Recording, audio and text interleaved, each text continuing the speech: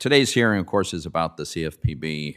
It would be understandable if Director Chopra is pleased that it's the last time he'll be here dealing with me on this committee. So let me express my concerns. The last time Director Chopra testified, I did raise concerns about the CFPB's overreach in pursuit of a politicized agenda.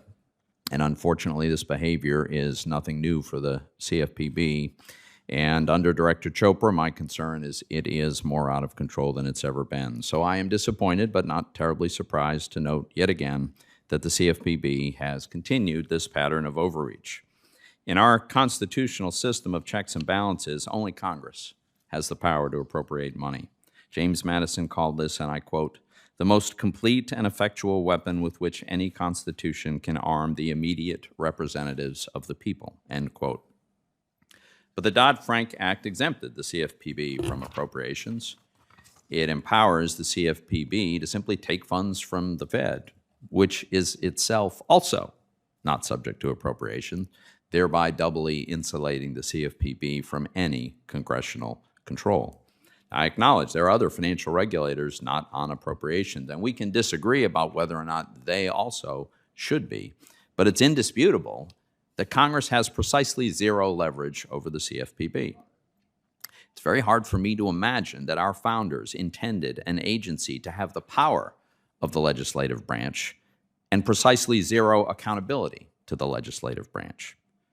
And in any case, clearly the CFPB is overreaching and doesn't seem to care about Congress's view. This is why the Fifth Circuit recently found the CFPB's funding structure is, in fact, unconstitutional. The court noted, and I quote, "The Bureau's perpetual insulation from Congress's appropriations power renders the Bureau no longer dependent and, as a result, no longer accountable to Congress and ultimately to the people," end quote. Well, what can we expect from an agency designed to be unaccountable to Congress, if not overreach?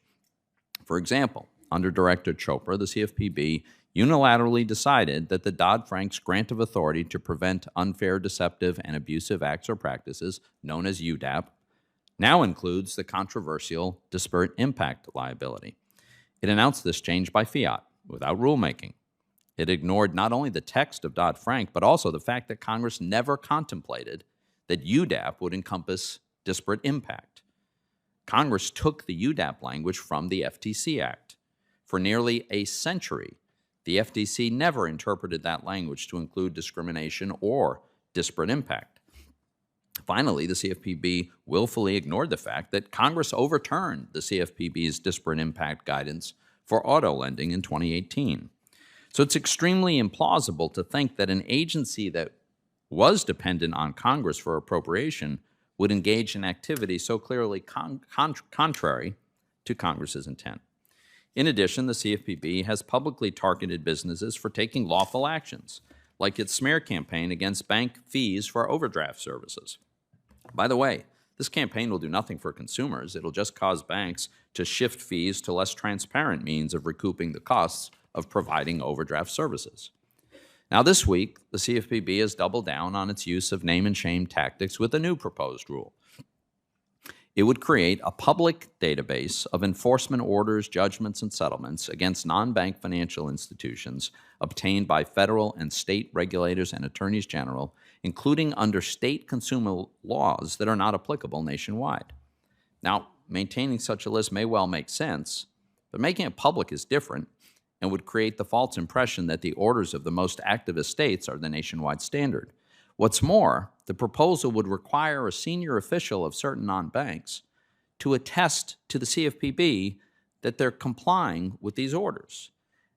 That would effectively give the CFPB enforcement power over other agencies' orders for violations of state and federal laws. The CFPB has no jurisdiction to enforce this.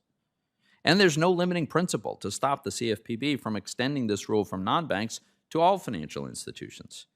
These examples are just some of the symptoms of an agency that's out of control and knows that Congress can't do a thing about it. That's why I'm introducing legislation, along with Senator Haggerty, to place the CFPB on appropriations. The best way to make the CFPB accountable to Congress is through appropriations. Through its rulemaking, the CFPB can exercise legislative power, and it does.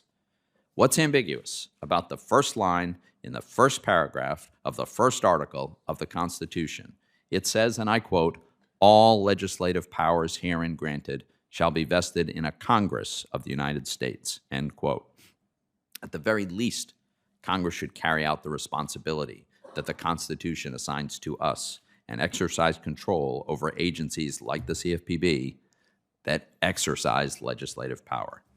That's not all our legislation will do. It will also replace the agency's single director with a 5-member bipartisan commission, like the SEC and the FDIC. This structure will ensure that the CFPB considers a diversity of voices when it forms policy. And it's not a new idea. Bipartisan legislation to convert the CFPB into a commission has been repeatedly introduced. These accountability measures will help make the agency more responsible, more balanced, and more measured, and Congress will have to accept the responsibility for what the CFPB does, as it should. What's more, if Congress does not put the CFPB on appropriations, the Supreme Court may very well do it for us.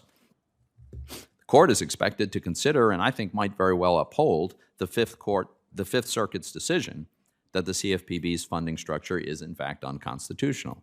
If it does, I've no doubt Congress will act swiftly to provide the CFPB with appropriate funding. After all, Congress has plenty of experience at appropriations.